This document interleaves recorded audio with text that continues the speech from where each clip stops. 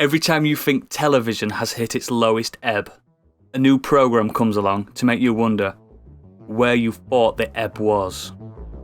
Ladies, gentlemen, and variations thereupon, please do not adjust your set. This is Modern Escapism.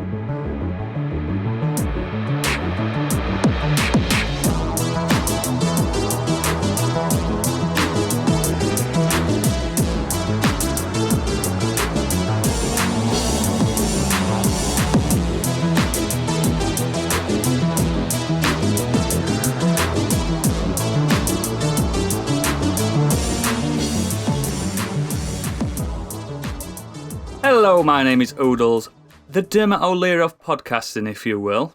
Today I am joined by Locations Gadget. Hello. Hello. I'm also joined by the Beast, Biggie. Cheers. And last but surely, by no means least, the man that was inside Mr. Blobby, Stig. Blobby, blobby, blobby! You alright, boys? Yeah. Aye. How you doing? Yep, very good, thank you. How's your week been? A week? Week. Oh, yeah, it's been a week. Pretty busy. Pretty busy. Cool. But the sun is out. The sun is out. Doesn't it feel better to have those solar rays hitting your skin? Oh, No, I'm northern. It's horrible. I'm built for winter. It's so nice. I went out today, and it's just nice to just get that fresh air and not to your nose to be free and your fingers to be falling off and your toes. Yeah, I enjoy. I enjoy the sun. Seems to be a change in temperament with just general public. Yeah. I saw a man in shorts today, and I'm like, fucking hell, it's not that warm. I busted my shorts out. I busted Have them you? out. Yep. I did see while driving around today my first two skinny topless chavs running down the street. Nice. 28th of February and they've already got their tops Mate, off. those guys have got stamina. They can run. They can run to the Aldi and back like in no time. To be fair, if they're anything like the Geordie football fans, then that's pretty standard. Yeah. They always have their tops off at games. Those guys they are do. nutters, without a doubt. That is Yeah, true. but it's usually the fat ones like that bloke with NUFC on his beer belly. Yeah, it's got a lot of insulation. Speaking of Geordies, Gadget, what have you been up to? Well, I was going to talk about video games, but we'd had a very video game heavy week last week. We did. So I'm going to briefly talk about one video game and then a video game book. Ooh, so still video games. Well, yeah, I never said I was going to change. Yeah, that's true. Yeah, no, just kind of following on from last week, I finished Yakuza 0 this week. Oh, yes. I'm not going to go into detail on it because obviously I talked about it a lot last week, but my God, what a game. That game was fucking mad. It's gone into my top 20 games of all time. That was just Really? insane. Absolutely mad. And I'm not going to talk about the ending and all that in case anyone wants to play it, but it just ratchets up the melodrama to the very end. And it's lots of shirtless Japanese men knocking the shit out of each other. It's perfect. Absolutely perfect. And are you jumping on the sequels now? Yeah. I've started Yakuza Kiwami, which is the remake of the first one, and I'm struggling with it because for all it's got new graphics, well, newish graphics, it really feels like a game from 2005. Oh, that's a shame. Like for instance, if I hadn't played Zero, I would have no fucking clue what's going on because Zero is a prequel that was made in 2015. Yeah. Without getting too deep into it, but like the original game doesn't do a lot with setting up characters. So you have this very complicated kind of mafia structure. You have these people who are very important to Kiryu or very important to the plot who have no explanation of who they are and what their motivations are and why they're important. Which is fleshed out in Zero. Like Zero gives you a lot of that preamble that you need for Kiwami.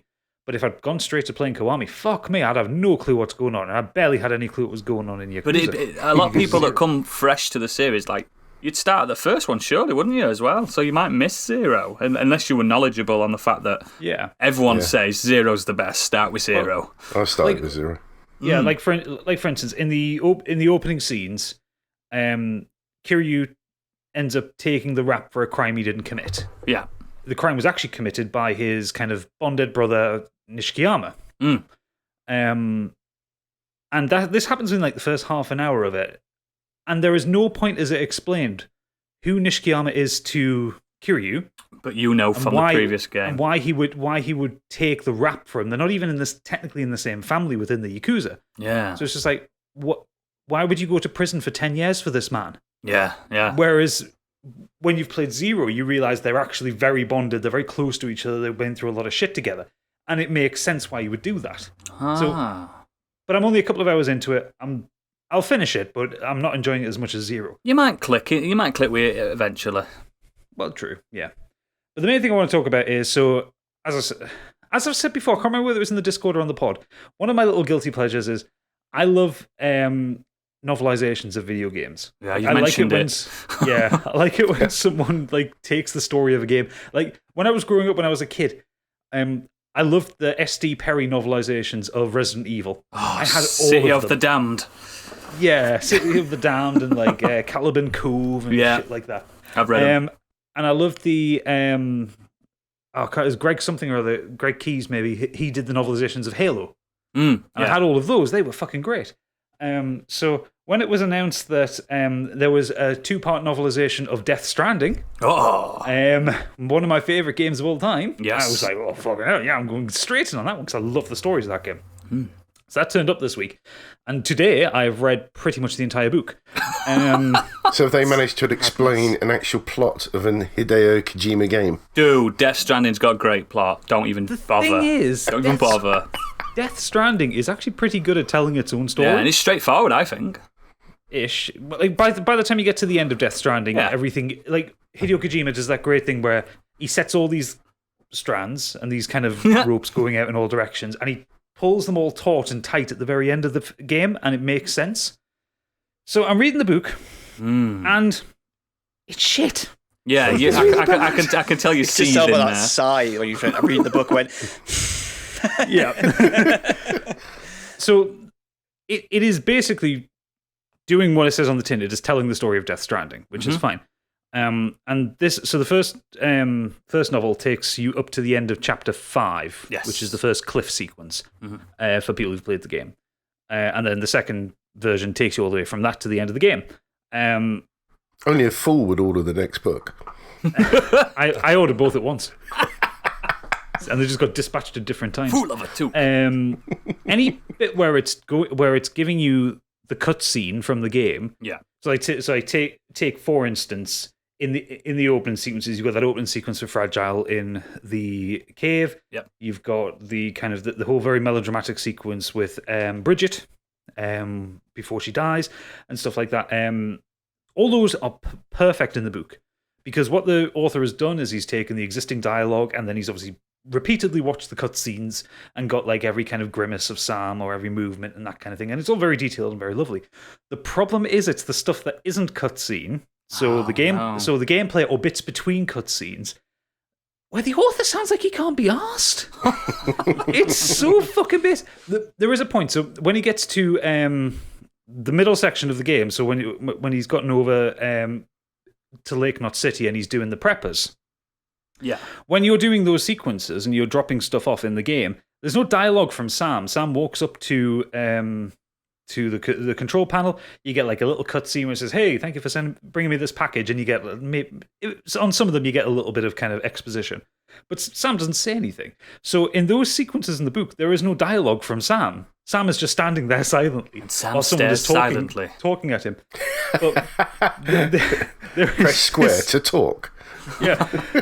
There is one of them. So there is a sequence at the middle of the game as you're bouncing between these prepper sites, and in the book, so he goes to the elder first, then he goes to the craftsman, and then when he's talking about going to another one of the preppers, the actual text in the book says Sam let him rattle on for a little while before he decided to then move on. Oh, no, skipping the cutscenes. It's basically skipping the cutscene. I love it. Wow. And they were just, I mean, the thing is, the book was written by a Japanese author and translated to English. And I'm going to read you an excerpt here. So this is from the cutscene where Sam is talking to the president and she passes away. And it's just these couple of lines. So Bridget was falling out of bed and the cords and tubes attached to the medical devices all disconnected with a pop. The stand that held the drip crashed forward onto the desk, hitting the quill. The ominous pen that still seemed bound to Bridget was surely broken. But it wasn't harmed at all. The pen that had immortalized the pledges of the founding of this nation had survived, would continue to survive, to commit to the future dreams of the nation to paper too. Bridget had fallen on top of Sam. She was crushing him, not just with her touch, but with the weight of the nation behind her. Oh my God. The fucking state of that dialogue. Is that Tom Clancy? Wow. It's really... But the thing is, and I don't get this because it's from a Japanese author and a Japanese video game. It's so America, fuck yeah. It's ridiculous. There's all this kind of quasi-patriotic language. Kojima, that's a Japanese man that is obsessed with America that much. I know. Yeah. It's honestly, it's not good. I'm going to finish this one, and I'll finish the I'll read it all the way through just so I want to get a full view of it. But it's written in a really haphazard way, and you can tell the bits. I mean, obviously, I know the story and I know what happens where, but you can tell the bits where he is literally just moved into a cutscene. Because those are really detailed, and there's a lot of exposition, there's a lot of good dialogue, it's all been done for him. Description. Yeah, exactly. It's the bits between that are so haphazard. Like the sequences where it tries to tell kind of the stories of people like just after the Death Stranding, like when the world's all falling to bits. Yeah. And like for the people, like for the older NPCs who would have been alive then before the game. And it tries to tell the stories, but they're like a page long in really big font. And it's like, I would actually be interested to see like how people survived the Death Stranding. Like one of the good things about kind of video game novelizations is they can expand on what's there. They can insert into the canon. They can, speak to the creators of the game, of the property, and kind of like expand stuff. So in the game itself, there isn't a lot of stuff given to you about what happened during the Stranding or during the kind of the cataclysm that happened. You get a little bit of it from the Elder, and you get a little bit from another couple of NPCs, but not a lot. That would have been a ripe thing to go, this is how people survived, this is what people did. But no, none of that shit. It's so basic. Is it as Wasted bad as opportunity. Is it as bad as Raymond Benson's Metal Gear books? Because they are fucking shite. It's about on par, if I'm honest. There's one line I'll never forget where Solid Snake removes his snorkel, looks up, sighs, "I'm home." What the fuck? That never happened. That never happened. Wait. It says he's home. What, in Shadow Moves? Yeah. It's bollocks. And this guy wrote some 007 novels. It's like, what the fuck? It just sounds like people can't get into Kojima's mind at all. No, they can't. I don't blame him, because imagine getting into that mind. Yeah. But yeah, moving on from Death Stranding, we're going to go to the big man himself, Biggie. What have you been doing? Yeah, I've just been tinkering again with GTA 5. I know it's like... the game's almost as old as I am, I think. Yeah. But what happened was it came up in conversation with a friend of mine, Smaller Booty, Dave himself, saw me playing it, and he said, had I played the online? And it got me thinking that I originally attempted the online when the game was very first released. You mean when on it was PS4. shit? Yes. When it didn't work. Yes. So me and my good friend Nigel N. Flem, we attempted to somehow log into each other's game, and it took us pretty much the entire evening, and we still couldn't do it. And in the end, we just, chucked it. But, years down the line, they've obviously done a lot of work. It seems to be their bread and butter at the moment. So I've been tinkering, playing the main game and playing some online. And quite enjoying it. It's really easy to join someone's map, whoever's the host, and you end up going off to do heists. It's quite good fun. Really enjoyed that. But the reason I was looking at GTA 5 as well was because the PS5 has some upgraded graphics. It's got the loading times. And the loading has considerably improved for GTA. Really? And God of War also had its release for the upgrade for the PS5 as well. So that is beautiful. I mean, it was a good-looking game in the first place. Yeah. But that only came out last week with the upgrade. So it's not an actual PS5 version. It's just the fact that they've done the backward upgrade so that it runs smoother at 4K and 60 frames per second, etc. And it's looking really good, really lush. I've just been tinkering with that, really. Just carrying on with the story of God of War, really enjoying it. If you want an absolutely hellish experience, you should try playing GTA Online on PC. Because that is hacked to fuck. So Yes, I've seen some I great can't play it videos on of that. like yeah. I've tried playing it online, and it's just every time I go in, I'll spawn in my little basic car because I've got no money or anything like that, and I'm just pootling about thinking, I'll go and do a little crime, just a little bit of crime, just to get some money, and then some fucking arsehole riding on the back of a dragon comes past and nukes me with rockets. I'm just like, what even is the point? I played loads of GTA 5 last year. It's really good online now. So much to do. Yeah, I've heard really good things. Yeah, like you, like when I originally played it back on the 360 when it first came out. Me and my friend went on, and it just felt like there was nothing to do. We could just race, really. We just ended up, chasing each other around and shooting each other. But now there's just so much random stuff to do. It's great. Well, back when it came out on the PS3 and 360 generation, the only online game there was seeing if you could get into a lobby without it wiping your save data. The ultimate game. Yes. It was so poor. I mean, I really don't know how that happened. It's almost like the cyberpunk of its day, where it seemed to release the game and the main game was there, but when you tried to go online, it was the online didn't exist at the beginning when that first awful. came out. You had the game, and then they patched the online mode about a month later. A month later, yeah. Oh yeah, I don't remember. Yeah, but yeah, it's. I just remember playing it when it came out on I think it was the PS4 version we had. And Yeah. I'll tell you what, it's a did good not job work. that Cyberpunk didn't have an online feature. Whew. Jesus. They didn't need could that you kind imagine? of headache. Imagine that. Christ. Speaking of Cyberpunk, if you've got nothing else, Biggie, I will hand it over to our Cyberpunk himself, Stig. Such a cyberpunk. I've been playing more Viking Simulator. No, I've been loving playing more of that again this week in my off time. I didn't talk to you last week about the combat in it either. Like how Oh, yeah. it's got a little bit of that Dark Souls feel to baby. it. Dodging, parrying, blocking. The main bosses are like these huge, really difficult bosses that spawn In their all own these- little set arena. Yeah, I'll weird- avoid that then. Weird little attacks and Give stuff. up. But you definitely need a few of you to take a boss down. Cool. There's no way you can do some of those bosses by yourself. But yeah, I've just been a bit of that. But outside that, I watched a film this week called I Care a Lot. Mm.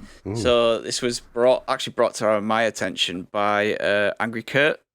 It's best by him. Best boy Kurt Lewin. Said he'd watched that and absolutely loved it. It stars Rosamund Pike and Peter Dinklage. Oh, yeah. Yeah. And it's a story about a woman who basically fleeces old people. Working with doctors and care home people, she tricks them into thinking that there's something wrong with them, and she tricks the courts into believing that these people need to go into care of the state, and she looks after their assets. Shit. She pretends she cares, but all cares a she's lot. doing really is casing these people out, and then she sells off their assets, sells off their properties, Oh, my God. and everything. And in some cases, like right near the beginning, she like bars one of this son from seeing his mother. What, like a subpoena or something like that? Yeah, Like- so basically says that like she needed care, and he wasn't providing it to her. So Oh my she's God. been handed care of this woman, and she's barred like the son from seeing her, Wow. from seeing his mother. And honestly, it was the first 20 minutes. I'm raging watching this film. No, I like that, though, sometimes. This I like that woman is emotion. horrible. Her a partner in it. She's a partner at work and a partner at home as well. But they're both of them are just awful women fleecing these poor, unsuspecting, like elderly people.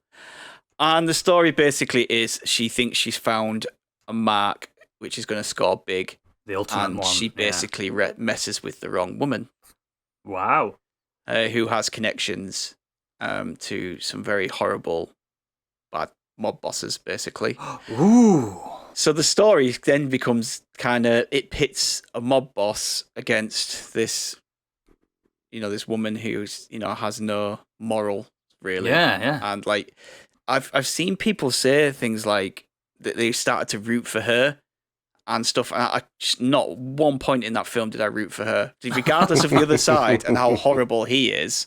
Yeah, I she just was could still not worse. get behind her one bit. It sounds like a proper bastard. A Oh, lot of people she is.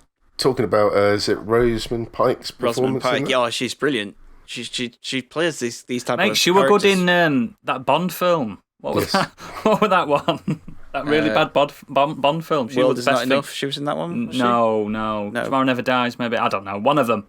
Kurt's screaming at this podcast now. Yeah, Gadget's on a Is it quick Doctor look there. No? No. Die Another Day, I think. Yeah, but she's brilliant Yeah. at playing playing those kind of. She was in Die Another Day. Sociopaths. In if you see Gone Girl, Yeah. excellent in that. She's superb in that. And again, she's playing that kind of like stone cold, Yeah. gives no fucks kind Black of. Widow type thing. Yeah, you don't scare me. I always win. I will always, I'll always win regardless. What's this of who film you are. on? What's it streaming on? It's on Amazon Prime. Lovely. But yeah, it's really definitely worth checking out. She's excellent in it, and it's a real. It's a bit of a hoot, really, throughout the whole thing, regardless of the subject matter as well. Like, it's part, like, it's got this drama to it, but it's a black comedy. It's got this comedic side to it, but it's really good, really worth checking out. Ooh, I'm just going to write that on my little list. The ever-growing list. Oh god, my watch list is ridiculous now. Yeah. My watch list is way worse than my backlog game list. My watch list is in the hundreds now. I think mine's around 500. Oh my god! Yeah, but you will watch everything before you die. I won't. I'll just be like, nah, pulling that off, taking that off. People just like you'll be talking about some random film, even like from the 50s or 60s, And it gets like, put on. This is an amazing film, and I'll have a look. Yeah, it looks all right, so I'll stick it on. Oh, well, fair enough. Excellent. Thanks for that. So, what have I been doing this week? First, and this only happened, I think, Friday, I've been watching Age of Samurai on Netflix, which is the Battle for Japan. It's basically a documentary discussing the 1500s Sengoku period of Japan, Oda Nobunaga, those type warlords, daimyos as they're called. I've only watched so many video games have been based on it. Yeah. I've only watched 2 episodes of it. It's like a docudrama. Like they've got talking heads in between, really well acted, like battles and just day-to-day life of these absolute bastards of the 1500s, and it's dead interesting. But that's not the main thing I want to talk about. I just want to make sure I just want people not to sleep on that because it's really good. It's already on my list. It's really good. But the main thing, I've experienced trauma this weekend in front of tens of people. Literally tens. I think it was 10. Yeah. I was streaming. I'm back to streaming, and I was streaming Bioshock.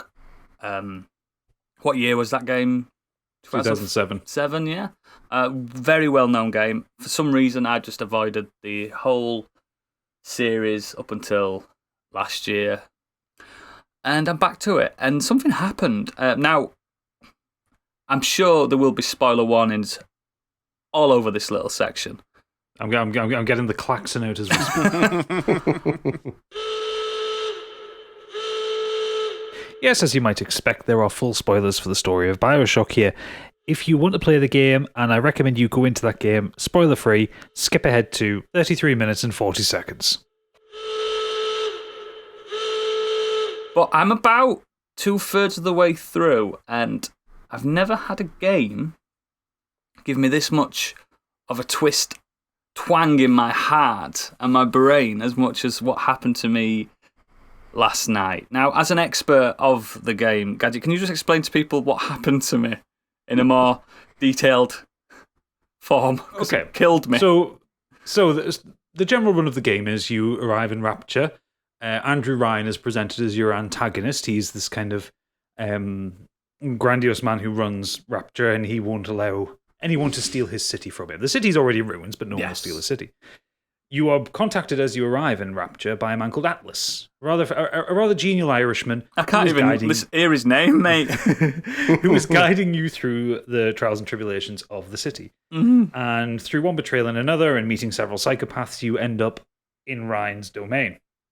Before you drop into his office, though, you are presented with a room with one of those, serial killer, psycho, conspiracy kind of things. Yeah. Boards with string all over the place and pictures. And the words, "Would you kindly?" Oh, God. daubed on it in red writing. And when you meet Ryan, he asks you a very specific... he tells you a very specific thing. Yes. And what is it, Oodles? He says something about slaves and masters, and then he says... A man chooses, a slave obeys. Yeah, and then he said, would you kindly kill me with, with this fucking golf club? It is revealed that Atlas has been manipulating you. You are a creature not born naturally. No. Who has been mentally conditioned over your entire life to respond to the trigger phrase, "Would you kindly?" And the perfect moment in this stream was when Andrew Ryan says that, and you get a flashback of every time Atlas says, "Would you kindly?" Yeah. "Would you kindly go here? Would you kindly do that? Would you kindly kill Andrew Ryan?" And the look on Oodle's face was priceless, because up to that point, the mystery's he knows there's something wrong, and you can see the cogs working. And then at that flashback, they all kick into gear, and he loses his shit. It's amazing. Yeah, because when you saw the board, I went back and watched it, and when you saw the board, you're like, "Would you kindly?" And you can see something's working there, like, "Would you kindly?" And you're thinking, and I can see you trying to work something out. And it's the same. I had the same experience. You're like, "Fuck me." So did I. I did never once picked up on that phrase. No. At all. I just thought it was just a little Irish thing. Yeah. And in fact, can I just say that if Oodles has made it this far without that being spoiled, because it is such a famous spoiler, it's pretty impressive that a lot of people know it. A lot of people could have ruined it. But I think those that do respect that game do their best really not to spoil it, as far as I'm aware. Yeah, no one's ever told me. Could have said something. I mean, since I started streaming, a few people have been saying, "Don't read this article," because they know I'm playing this game. Yeah. So but up to this, since 2007, anytime, because I just thought Bioshock was some just first-person shooter, no substance to it, looked pretty at the time, and that was it. I didn't even know you had powers in it. Yeah. That's the thing. And then when I came to it, I've never, like, when anyone talks about it, I've just gone, "I'm not listening," or "I'm not watching that video," or "I'm not in," because it's not my thing. Do you know what I mean? If, like, let's say Kane and Rince did an episode of it, I wouldn't have listened to it, because I don't listen to things I've not played or invested in. Yeah. And I just managed to get to it stunned me, and I've never felt that in a long time. I mean, the closest feeling I got, it was to Metal Gear Solid 2 when the Colonel says, "Snake, can you hear me?" And it's not David Hayter's voice that replies, "Loud and clear." Because that's how he talks. "Loud and clear, boss." And it's Raiden instead of Snake. That was one of the first gaming moments that made me think, "Fuck." Do you know what I mean? That really shook me. But this is a whole another level. That hashtag from Gadget was Bioshock. I did like Bioshock. That. Yeah. Yeah. I just felt betrayed. I felt like, do you know what? Honestly, when it was happening, I felt you were all in on it, and you were all tricking me, and you all were basically saying, "Would you kindly play this game?" Do you know what I mean? I mean, to be fair, I have, since you started playing that game, I have dropped "Would you kindly's" to you since the start. Have you? I have. Oh my God. Betrayed twice, Oodles. Yeah, I've done that just because I know you're playing the game, and I know I've been pushing you to get to that point, but I've been, "Oh, Oodles, would you kindly upload that episode?" Or, that kind of thing. Oh, You man, bastard. I missed that as well. I'll have to go back and look at that. You bastard. I couldn't help myself, because the thing is, like when you were streaming that, like, I was Candy Machine was watching at the same time, and I was texting with her, and it was like as you were working your way through Hephaestus, I'm like, "Oh, he's nearly there. He's like, I need to say something. I need to hold back." What if I did, like I was saying, what if I did just pause again? That's it for tonight, guys. I'm going to pause it before I'm going to save the game before I go. I would have driven 100 and something miles and beaten you back down to you the stopped stream. me from stopping last time, didn't you? Because I was at a corridor before a massive moment, and you went. Yeah. You might have said, "Would you kindly just carry on for a little bit?" I did. Yeah. Oh, you bastard. I said, "Would you kindly play for like 5 more minutes?" You bastard, and it worked. And you've all betrayed me, and I feel betrayed. No, Atlas betrayed you. All all the way through. I bet you were pissing yourself all the way through. Like, yeah, you're my boy. What? I love this guy. This is all the way leading up into that. Like, he's going through, he's like, I'm going to kill Andrew Ryan. Me and Atlas, we're going to get out of here. Best buds. We're going to get the Me kids. and Atlas forever. Going to avenge Atlas's family. Oh, God. I just got absolutely distraught. I went downstairs to my wife and I was like, I've just been betrayed. And she went, what have they done? As in one of you guys. What have they done? I'm like, no, not them. On a game. And she's like, oh, grow up. No. So it's just one of those moments. It's huge, man. It's just huge. affected everyone the same way, isn't it? Like Biggie said there, sorry, that it's 14 years and people still respect the spoilers on it. Yeah. Yeah, no one's. Yeah, I've had strange people pop in and nobody spoiled it. Yeah, the story is that well respected, and that twist is so respected. Like it's commonly referred to. Like you've probably seen like 1,000 memes involving it, or like references in people's YouTube videos or stuff like that. But because it is such a subtle thing, like if you go back and you start the game again, you will notice every single time Atlas says it because he says it so much. Right. But because he says it so much, and the way the voice actor has kind of integrated it into the dialogue, it comes across as you said, it's just a quirk of his speech. Yeah, it's like me being a Geordie and saying like at the end of every sentence, or I instead of yes. It's like it's one of those things. So you don't question it when it first happens. And to be fair, my favorite moment is just after that when you're in Tenenbaum's orphanage thing, and Fontaine after he's revealed himself. Atlas has revealed which I've heard his Fontaine. name. I've heard his name going into it. Because you go to Fontaine Fisheries. Yeah, exactly. And it's one of those rare situations where you go into an area named after a character and you don't meet the character. Yeah. You don't. And that's hear something about that again doesn't twig onto you till later. Wow. But Fontaine, one of my favorite things is Fontaine says, "Would you kindly get stepped on by a big daddy?" Yeah. And you obviously still have control. He's like, "Oh, so she's broken it then." Yeah. He did. As I was twisting like that valve. It's fucked up, man. I love it, and I've got more of the game to play, and I see the obsession, Gadget. I really do. Yeah. Because my office is dedicated to Bioshock. I was thinking last night. I was like, when I was in bed, I'm like, why the fuck are they pissing about with Monster Hunter movies and stuff when there's an actual beautiful world that could be a movie or a series there waiting? They tried to make it into a movie. They had Gore Verbinski on to direct it. Really? Who did Pirates of the Caribbean. I just imagine it being very expensive. It kind of suffered in development hell for about 13 years and got cancelled about 3 years ago. Yeah, it would have been like 11 years or something. Such a vast, beautiful story in general. Like it could be anything. Like my character hasn't spoken once, but I still feel like attached. Do you know what I mean? Yeah. It's so odd. And I only just realised yesterday that he's got a cardigan on. you got to respect it. And did you not notice his tattoo of chains? Yes, yes, and it all makes sense. It's such a good game. Anyway, we could talk about that and maybe we'll do Bioshock spoiler specials in the future because I know Gadget could talk for 3 hours about that. Oh yes, absolutely. So what are you doing now? Are you going to go with 3 now instead of 2? Well, I've still got one to do. Like I say, I'm 2/3 of the way through. Yeah, you've still got the last third. I think I can power through. Maybe in 2 streams, and then I'm going to jump to 3, and then I'm going to go back to 2. And I'm going to do it like that. And then I need to find something else. But yeah, let's you kindly go on to the next section. What is the next section about then, Biggie? Trashy TV. Oh, God, I'm so excited for this. We all love some form of it, don't we? Yep. So, yeah, this week we're going to be talking about those really crappy TV shows. The ones that are rubbish, but are still sit glued watching it. Or even the ones you're slightly too embarrassed to admit liking. Yes. Now, a lot of people have filters, unlike myself, and none of my picks embarrass me at all, but they are trash.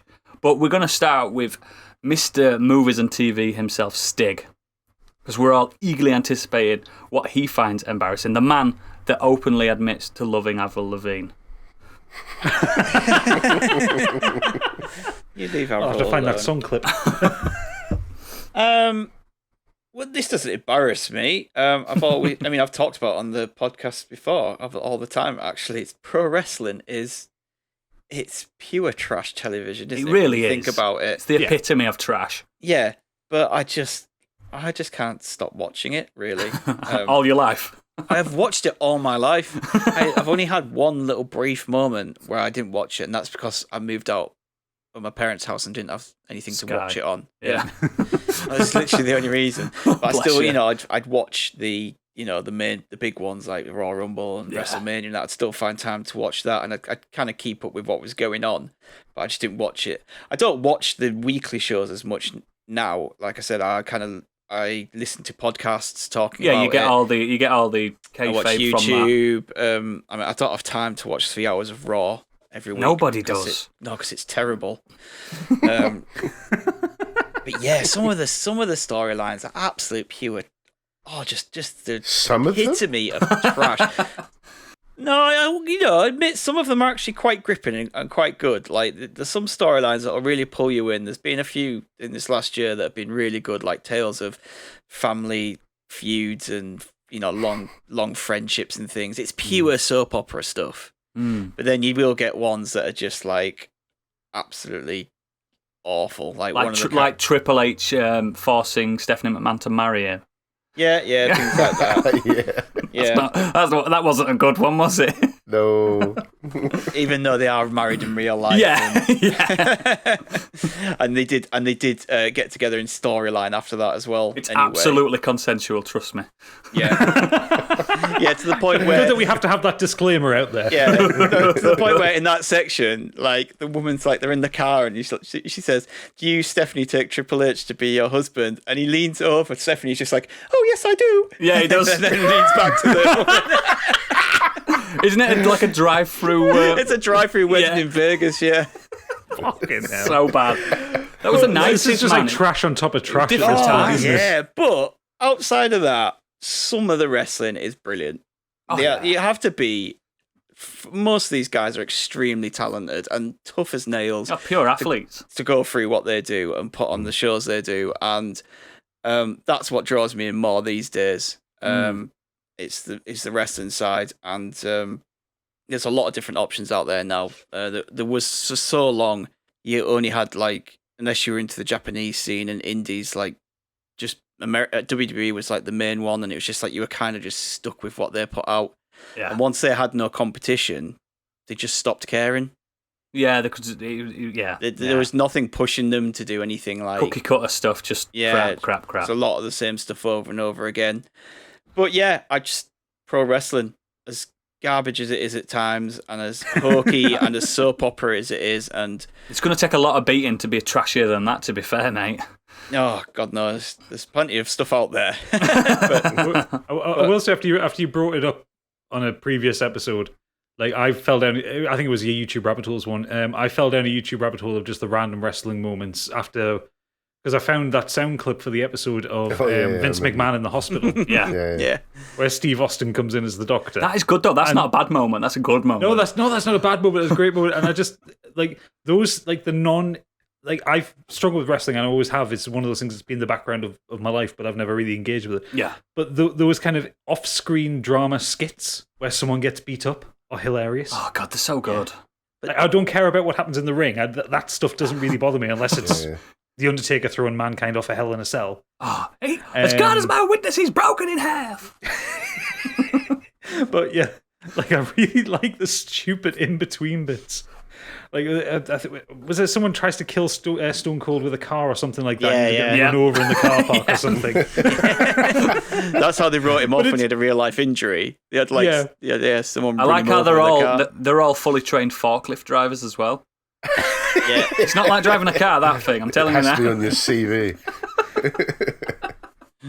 I mean, do you know how ridiculous wrestling is? At one point in the 90s in WCW, they had a monster truck match. Yeah, they did. Which is Hulk Hogan versus the Big Show. Hollywood, on top of the arena roof, like a flat roof it was, they had monster trucks and they were ramming into each other with monster trucks. And then they brought the monster truck toys out as well, because I had the Hulk Hogan toy. WCW was the epitome of, like, especially near the end. That's why they went out of business in the end. But yeah, like, it was just pure trash. Things like David Arquette winning your world title. Yeah, and stupid stuff like that. It's just like, no wonder you went out of business when you're doing things like that. But I could chat forever on wrestling, and but we'll move on for now. So yeah, we'll swiftly move on to my first pick for Trash TV, and this is a program that coincides with my break at work, going to the canteen, and I watch something daily, and it's become firmly one of my favourite shows now. It's trashy as fuck. It's so trite in its ability to be a game show that you can tell who's going to win from the beginning. You can spot all the tells and stuff, and it's called Tipping Point with Ben Shepherd. Now, if you don't know what Tipping Point is, remember the 2p machines at the arcade? I hate this show so much. Yeah, it's that basically with a bit. I hate this. This is the worst quiz show ever invented. It's barely a quiz show, mate. I have watched that show and got every single question right. That's how much of a quiz show it is. It's crap. And it's every oh god, it's so bad.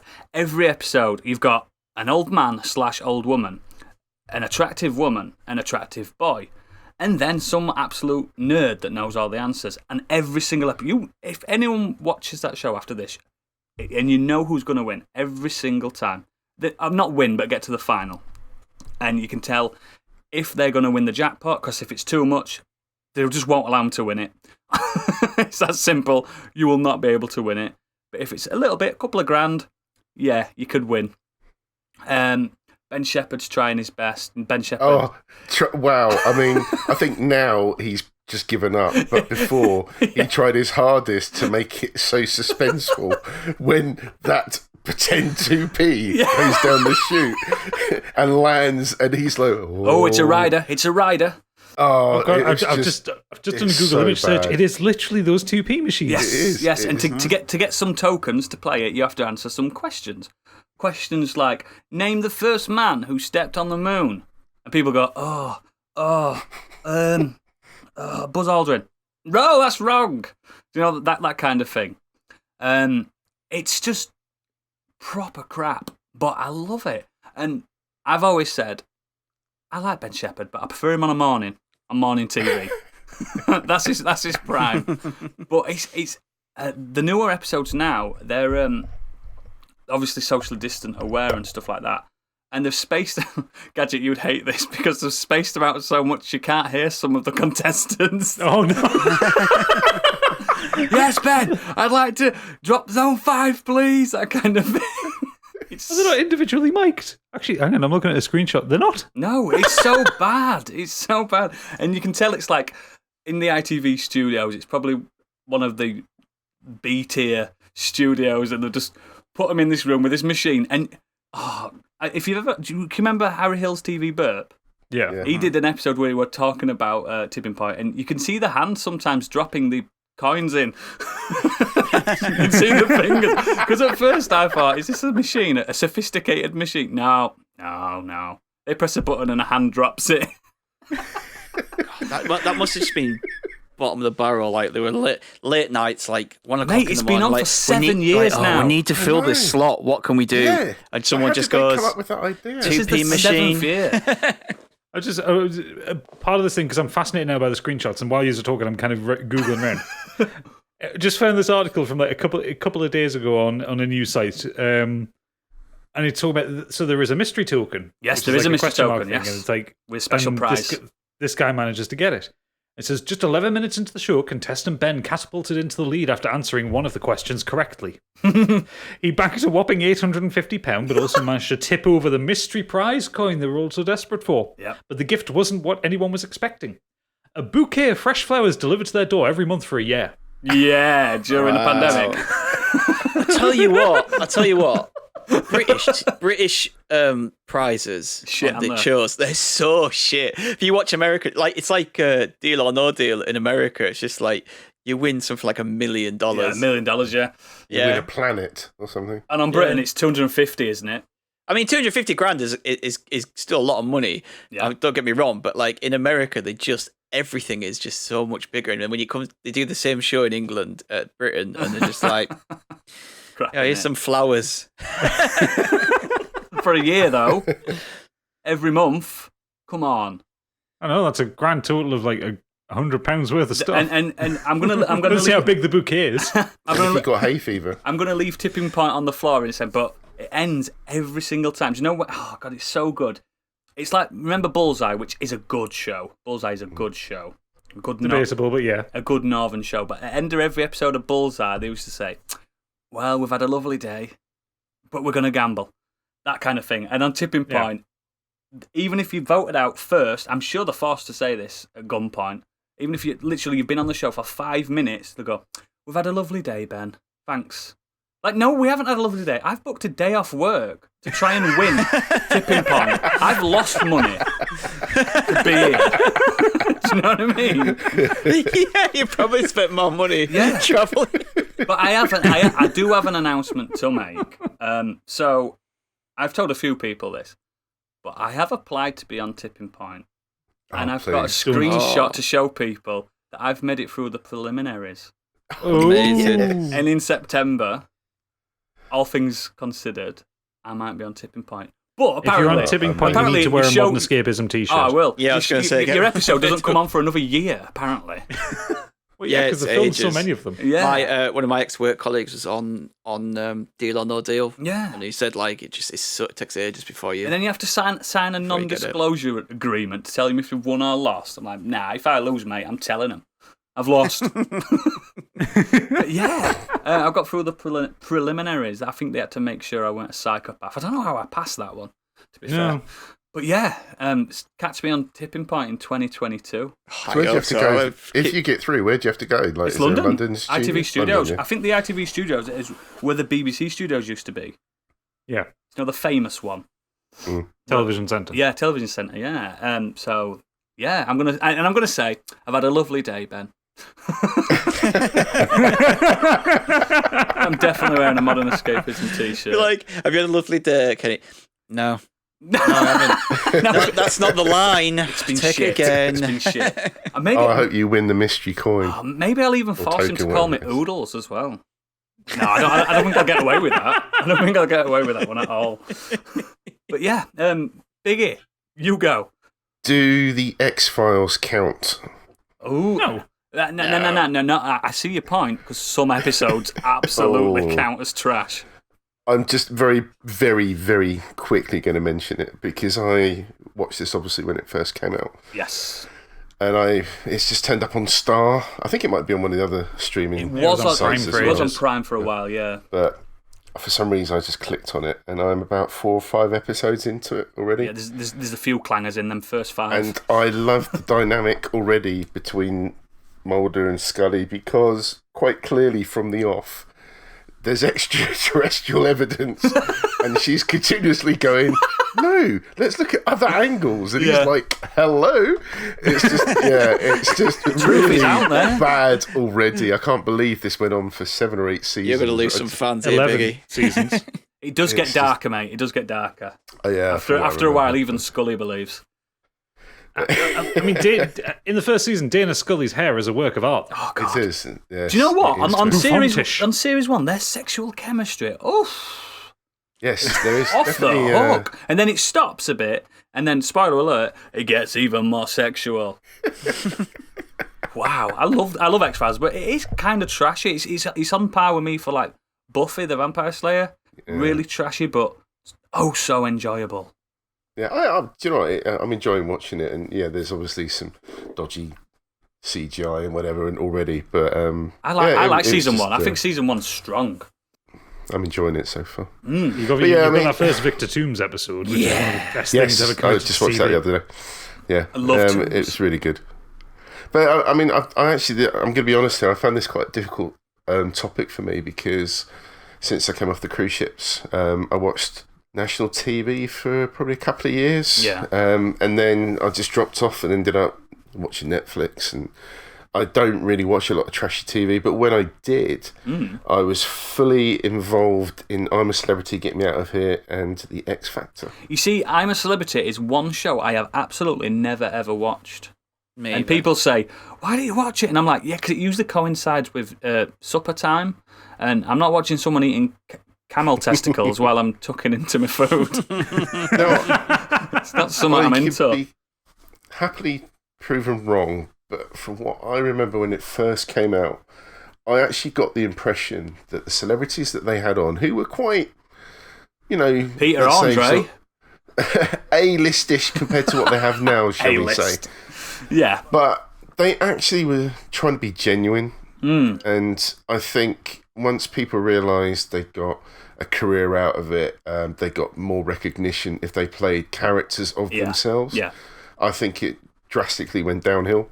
Yeah. But I still think one of my favourite episodes ever, and if you've not seen this, you must watch this on YouTube, because I'm going to try and set the scene. Go for it. So there was one particular series, which I think was maybe series 2, and they announced all the celebrities that were going to arrive to the show. And it's either the first or second episode, I can't remember quite how it happened. But there was one particular guest that decided to pull out last minute, wasn't interested, cancelled their plan. So they're like, oh my God, what do we do? Because it's a live show, for those that don't realise, when it's actually first shown, it's live in Australia. Oh, fuck. So they were like, oh my God, what are we going to do? What are we going to do? So they decided to get the... so on hold, they had Dean Gaffney, who was from EastEnders, right? Yeah. Yeah. So he was on hold. So they basically called him up and said, right, we need you. I bet the phone call went, Dean, are you busy? No. Basically. So they literally flew him from wherever he lives straight all the way, almost like a direct journey, straight over to Australia.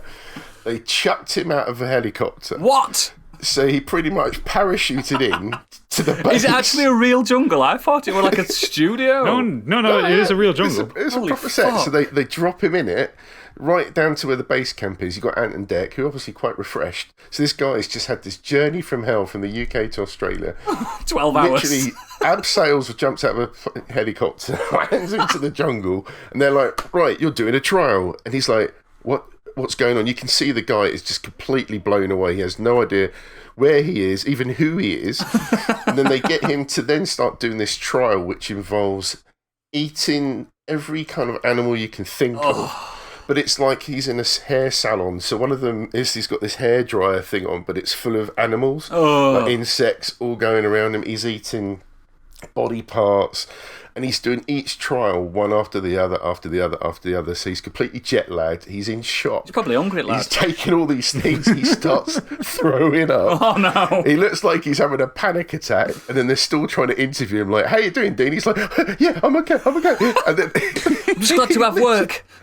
Ant and Dec just lose it at one point. They're just cracking up. They just can't believe that Dean is doing this. Dean's trying his absolute hardest, like his best acting But ever. Ant and Dec are loving it. We're getting paid £1 million a series. Just Woo. if you find that clip on YouTube, it is just incredible television. And when I saw that live, I was literally holding my sides with tears down my eyes. I was laughing so hard. It was just brilliant. That guy must have had that journey of You've hell just to then reminded go me through of that trial. a very, very vivid memory in my life. In a nightclub in Pontefract once, I remember when I was 21, 22, and someone came up to me and went, we've got to go to Kiko's, which was the nightclub at the time. Why? We've got a special guest DJ. It's Dean Gaffney. You just reminded me of that, and we went, and he was shit.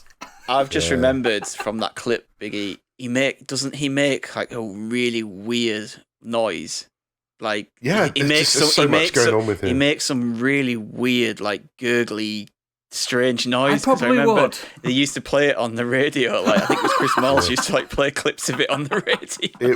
Am I going to have to go and find this sound? Yes. If I'm remembering right. It's sure him you're right. that he makes it's just really. But it's his eyes. They keep noise. Obviously focusing in on Dean, like see how he's getting on, and he just looks.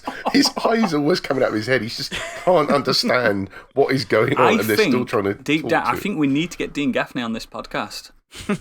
We know he listens. He'll probably do it as well. I'd love to. Do you know what it is about I'm a Celebrity? Some of the eating challenges I think I'd be okay with. Maybe not the kangaroo balls and stuff like that. Yeah. But the one thing I couldn't do is, when they put you inside a tomb and they drop like insects or snakes or stuff on. I think I could do them, but rats. Oh no, I'm not a fan of rats. No, they put like people and they just drop like all these rats in with you, and I'm like, rats are known to eat through humans to get out. I was like, I can't. Why? How? I couldn't do that at all. That would freak me out. But yeah, I think as the years went on, I think the show personally has gone downhill, and I haven't watched it obviously for quite some time. It's probably because they're running out of ideas. Like, on this challenge, you're going to get inside a kangaroo's pouch for a week. Do you know what I mean? What challenge are they going to do for people? It's ridiculous. But I think to be fair, they've just had their 20th season of it. Fucking hell. Yeah, it's incredible. It's still going, but it's like the X Factor for me as well. It was exactly the same. I like the X Factor, but I like the bad X Factor moments, not the good ones. I stopped watching it when the live shows happen. But again, I think for me, the whole idea, because the whole concept to me, I appreciate, especially now when I wasn't so naive, that it's obviously all about making money. But originally, it just felt like they were genuinely looking for somebody to try and give them some raw talent. That raw talent, that chance in life. But I think when it got to the stage when you had things like Jedner and Wagner making it through and outvoting Wagner, the actual. Actually, what do you mean, Wagner? There was the a composer. Guy called Wagner. No. The reanimated Wagner and come on, get on with it. He's got talent, but we're not putting him through. Old German bloke that kind of looked like he wanted to be a Yngwie Malmsteen cosplayer. I mean, he couldn't carry a tune in a bucket, but because he was stupid and entertaining, they kept him on for a while. Bear baiting, then, isn't it? Yeah. Wow. But they obviously did the sort of the tweaking on the voting, whatever, to make the public vote for him when actually got somebody talented that didn't make it through because of him. Oh, that's a shame. And that's when I used to just get wound up by the show. It's just the producers telling them what to do half the time. Is it true with the X Factor where they know who's going to win before it even happens? Like, they've got the plant people in, like... I don't know, but I do know that, the auditions that we see, like the silly ones or the good ones, you have to go for about 2 or 3 different auditions before you even get on there. Like me on Tipping Point. So all those people that go on who are awful have been told that they're good twice or 3 times already. Go put them through. And they put through just to be laughed at. That's not nice. It isn't. It's just when I found that out about it, I was just like, problematic. That's just awful. Yeah, I had a friend who went to one of the kind of the live audition tapings when it hit Newcastle. It was at St James's Park or something like that. Yeah, and you go through and you've got like 2 banks of producers that you get through. Wow. Who determine whether you get to audition in front of worthy, basically. Yeah, whether you get to audition in front of the celebrity judges, kind of thing. Yeah. The one thing that's just, I mean, there's a lot that annoys me about X Factor from concept to execution. But the main thing that kind of annoys me is like I watched the first couple of seasons of it. I let myself get dragged into them, didn't they? And they were exactly entertaining enough, and there were some decent singers on there. Yeah. But when you get to kind of like beyond that, they realize, the viewers kind of latch onto the sub stories. Let's put everyone through that's got a fucking sub story. Yeah, my dog died last week, and my dog really loved Cher, so I'm going to sing "Believe" by Cher. Yeah, when the production kind of focuses on one person, they get like a little talking head interview, and the sad piano starts in the background. So, I'm all alone because I walked here and I didn't know where I was going, and my dad died when I was a bairn, and my mum died when I was a little bit. And then less the singing, the brilliant. Yeah. You're bringing a tear to me now. Again. I know. Oh my god, getting emotional in here. Yeah. We'll move on from X Factor then. Gadget, what's some of yours? Okay. Well, I mean, the first one I've got to bring up, Oodles, is close to home for you. Mm-hmm. Literally, they film outside your street. It's Police Interceptors. Oh, they're there now. Yeah, I love these Brain on the door. low budget police kind of documentary things, the dash cam like ones. Dash cam ones, road traffic cops, all these kind of things. They're stupid. They usually have the worst writing in the world. They're always narrated by some washed up blue Peter presenter. Yep. Jamie Theakston does them. Richard Bacon does them all. I'm sure I'm sure Andy Peters did one at one point. Like, hey, he's British royalty, that man. I know he is. I'm not. You watch what you're saying, mate. We haven't had Philip Schofield yet, but no. Maybe Gordon the Gopher will do one at some point. But yeah, I love them. They're obviously just really low budget. They send a camera crew out with a couple in the back of a police car and just see what shit happens. And I think they're funny as fuck. I love it. They're really stupid. I mean, like when I go on YouTube anyway, I like watching like dash cam stuff anyway. Like I don't know why, I just find that stuff fascinating. Like seeing car chases and that kind of thing. It's really proper low rent telly. It's real life, innit? That's why.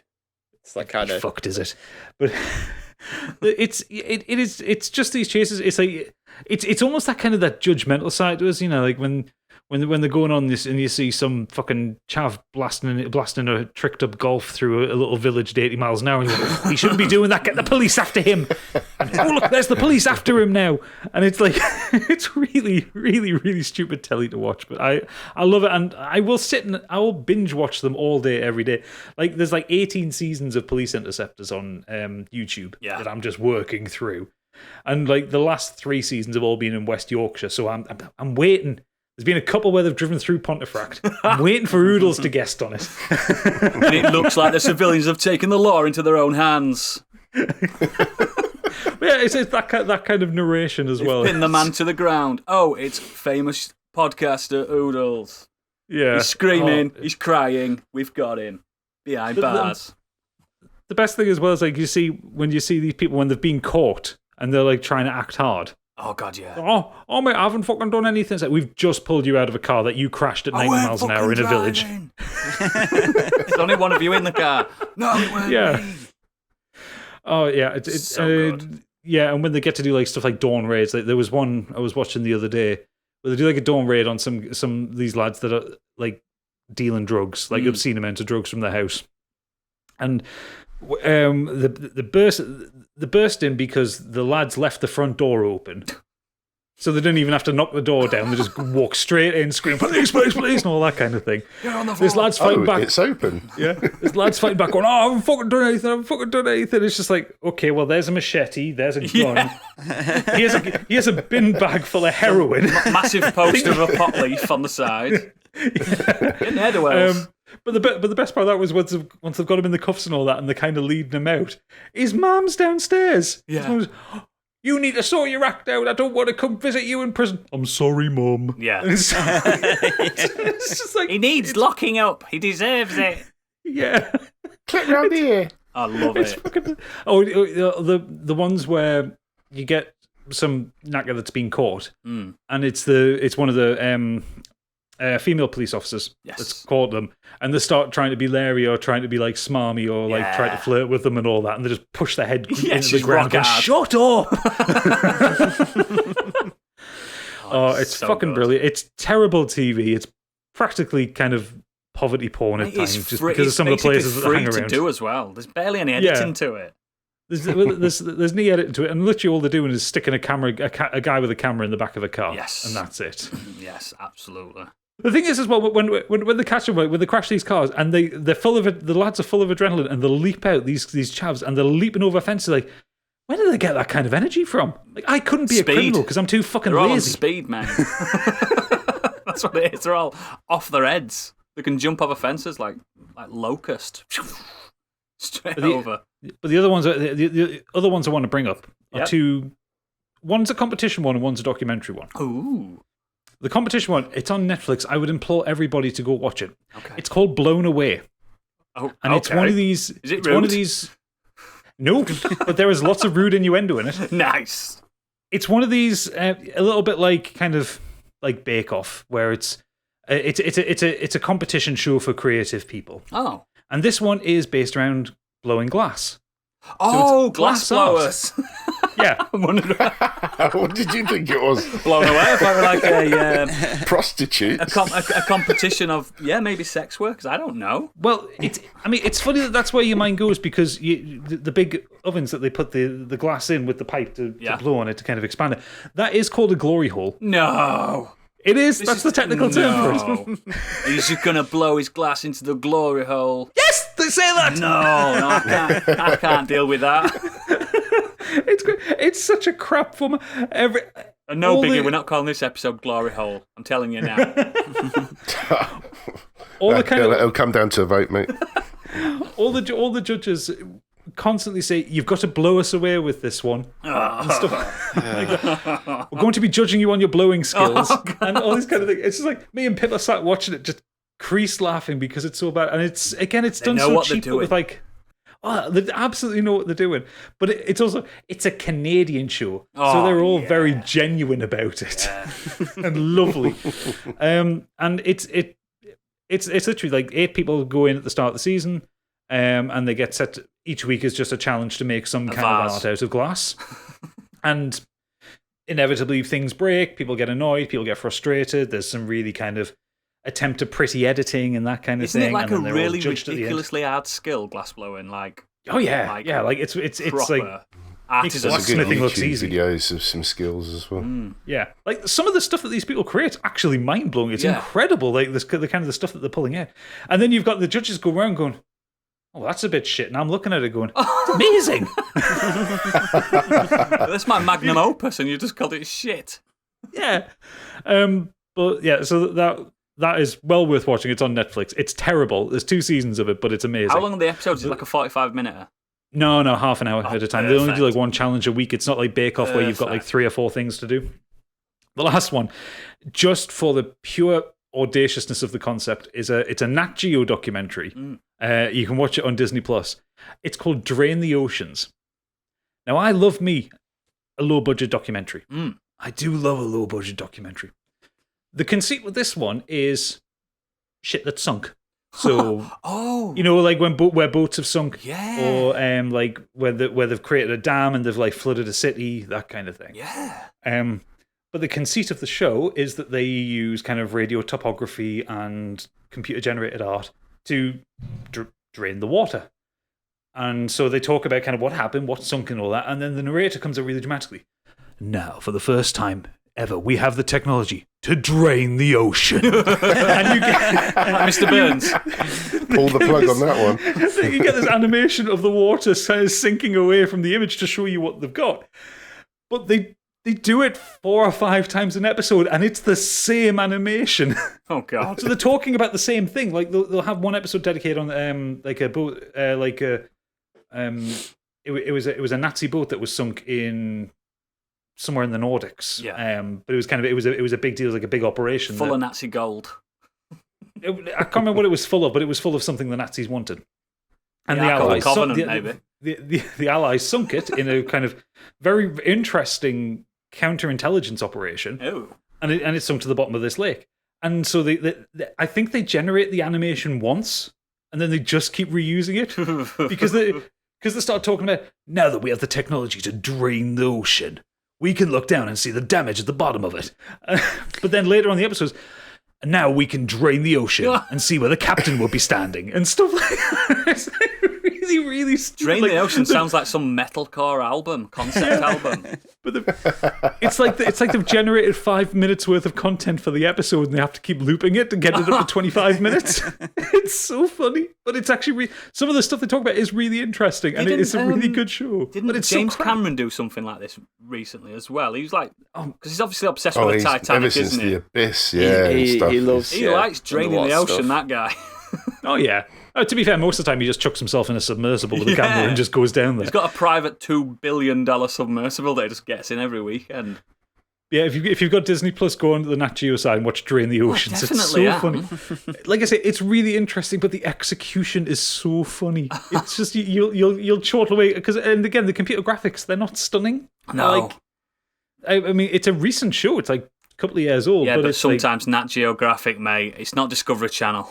Oh no! Like I'm saying, it's like a 2008 video game cutscene. Yeah, it's that level. Yeah, excellent. I've got another that it's quite a recent one, and it's kind of blown my mind that it's allowed to exist. It's called The Circle. I've seen that. It's on Netflix. It's also on Channel 4, I believe. There's like US versions, UK versions, very similar to as I mentioned, Married at First Sight, that type of thing. I don't know how these shows are allowed to exist because it's not fair. So The Circle basically is like 10 or so hopefuls, romantics, are put in a room each. They've all got their own room and a computer and a social media platform that they've invented. And they get the choice whether to catfish people or be truthful.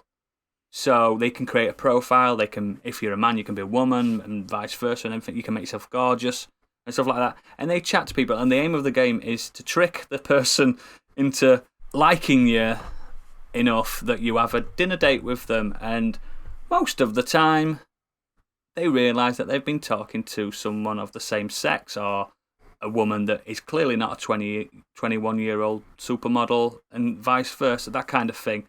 It's horrendous. It's unfair. It's mean-spirited.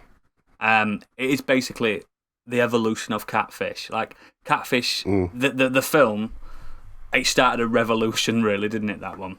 It's like... That was incredible. Of catfishing. Yeah, it exposed that kind of thing. And this show, The Circle, has just capitalised on... Because glorifies it. Yeah, it glorifies it, yeah. And people genuinely, like, heartbroken because they've formed a bond over, like, a space of a week or something with these people that have made them feel so special. And, like, if let's say you're a gay man and you thought you were chatting to another gay man and it turns out to be a woman... You're going to be mortified, aren't you? Like, oh, yeah, we can be mates, but you've broke my heart. That kind of thing. It's not nice. But I like watching it. It is a really morally reprehensible show because it's basically encouraging people to fuck with other people's perceptions. Yeah. They do a good job of making you not like the people. Yeah. They're all assholes. I've seen the adverts for it, and the kind of the conceit is like, who do you want to be today? And it's just like, okay, well, but why would you want to do that? Like, are you that insecure with yourself that you would go on TV to lie about who you are? Do they actually win something at the end of it? I don't know if it's actually a competition or anything, or if it's just a I can't shitty even reality fucking show. remember, mate. I've watched loads of episodes, but I can't remember if they win it. I thought they just won their dignity back. I'm not sure. I don't think they have any dignity to start with if they go on that show. But yeah, it's nasty, but you can't stop watching it. And the last show I want to talk about is some consider a national treasure. I think it's been going 15 years or so now. It's called The One Show. You've heard of it, haven't you? Basically, you watch that when you're waiting for something else to come on. But if you ever sit down and watch an episode of The One Show, you will be amazed at the juxtaposition. Before the pandemic, obviously, I'm talking. So, on one episode, they had Brian May on, right? And then, all of a sudden, right, before we talk to Brian May, we're going to talk to Sheila, who's going to talk about the price of fish and chips. Do you know what I mean? And then there's a little mini documentary about that. And then it comes back to Brian May talking about his life in being a rock star and stuff like that. And then it cuts back to, and now we have Michaela Strachan to talk about igneous rocks for 10 minutes. It's so ridiculous. It's like Blue Peter, but for adults. But without it being adult themed. Have you ever actually watched The One Show? No. Again, it's been on when I've been waiting for something else. Yeah, it happens when like you're waiting for Doctor Who or something to come on, and he's like, one show needs to finish. But I genuinely like it. Like sometimes they have massive stars. They had Rod Stewart on, and I can't even think of anybody else now. But yeah, they have big... Like, they've had ex-presidents on The One Show and stuff like that. They had Al Gore and stuff like that, vice presidents, and then they're cut into some little kid being the best 6-year-old artist in the country and stuff, and Al Gore's like, yeah, that was great. Do you know what I mean? So what do you think about the price of fish and chips, Al Gore? I don't know what fish and chips is. And it's live. It's so... Yeah, I found a BuzzFeed article because some of the links that they make with this, especially with the celebrities, are ridiculous. Oh, they are. And this one was my favorite. It's basically titled "When Michael Sheen Apparently Inspired an Item on Bus Routes After an Interview Had Ended." And the way they link this is we've got Michael Sheen talking. He's obviously talking he's on there about a film or a play or something like that. And you've got Matt, what's his name, the Geordie one, saying, "Now, Michael, we know as a child that you love riding the bus." Mm. And Michael Sheen's got a perplexed look going, uh-huh. He says, we picked the next film especially for you. Here's Arthur Smith with a film that Michaels, Brummies, and anyone who loves a good bus route will enjoy. How the hell do you make a link like that with like a Hollywood actor? Tenuous links in it are incredible. Like that. Like do you know that ginger comedian that sings, the Australian one with the big ginger hair, and he's a singer? What's his name? He's got eyeliner on. Oh, Tim Minchin. Yeah, Tim Minchin were on once, and he's vegetarian, and they were talking to him for about 15 minutes, and they went, "Tim, you were like tucking into a burger, don't you?" And he's like, "No, I'm vegetarian, mate." Like that. And he was like, "Oh, well, we're going to cook a burger now anyway." Actually, no. I think I found a one that's even better, that I prefer even better than that Michael Sheen one. Do you know the comedian Joe Lycett? Yeah. Yeah. So heading on, so the link starts with, now we know that Joe is never happier than when he's got something to complain about. So July said thinking, yes. Like, that's a joke because his whole comedy shtick is complaining. Well, this should really put a smile on your face. Ready? Because tomorrow British gas prices are increasing. And there's just this look of shock from Joe Lycett, just like, no, that's not what I complain about. How's he supposed to riff on that, though? That's what they expect him to riff on, that kind of like, I've got Eon energy. Do you know what I mean? It's ridiculous. But yeah, I think it's like when you watch Bargain Hunt and things like that. You're watching it for different reasons. You're watching it for Dickinson, the real deal, that's the one I mean. Dickinson, you're watching it for him being stupid and daft and looking into the camera too close and stuff like that. And with one show, you're watching it for the stupid bits like that. And that's why I like it. Has anybody got any more? Yeah, I was just thinking about when you said about the circle, about watching and being drawn into these kind of horrible people. Yes. And why we as a society kind of get drawn to those kind of shows. It makes and us why feel better. Yeah, and why we watch them and enjoy it. And it's got me thinking about the show Just the Two of Us. Anyone seen this? Oh, yes, I've seen that one. No, I haven't. If anyone doesn't know what this is, right, the concept of this show is that two friends or partners or whoever will come onto a show and they'll design a tattoo for the other person, and the other person has to wear blacked out goggles while they're being tattooed. Oh, are you saying just tattoo of us? Yeah, tattoo of us. Oh, yeah. That is fucking shite. Yeah. Oh, yeah. Oh, yeah. But the results are fucking incredible. Oh, no. I hate it already. Yeah. So, yeah, if you don't... So, basically, they can't see the tattoo, and then the whole thing is about the reveal of the tattoo, and... Is it always a cock? Ensuing craziness. There's a lot of cocks. And... it's just some of the stuff that people do to their friends and their partners. And I'm like, what are you thinking? How could you think that tattooing that on somebody is a good thing? It is just full of the worst people. And I had a little look again today at some of the reveals. And there's one guy who went on to dump his girlfriend. Mm-hmm. So he did this to dump his girlfriend. Oh my god, on telly. Yeah, so he got a tattoo of a toilet with the word dumped in it. No. And then she's like, why'd you do that? And he's just like, you're dumb. And it's got basically. And then afterwards he's just like, actually it's just a prank. You know, because me and you prank each other. I'm the king of the pranks. I've one-upped you and everything. And she's just like, nope, we're finished. Oh, no. He thought he was trying to do it as a prank. And she was like, no. And then there's one, some girl got a, the rabbit vibrator, just tattooed, a massive pink rabbit vibrator on her inner thigh. Oh, God. One of the worst ones I've ever seen. You might have to put a content one on this one. Viewer discretion is advised. A bloody tampon coming out of the pant line of my God. Of a girl. It's just like a string with a bloody tampon coming out. And I'm thinking, why would you, as a best friend, think that is a funny thing to do?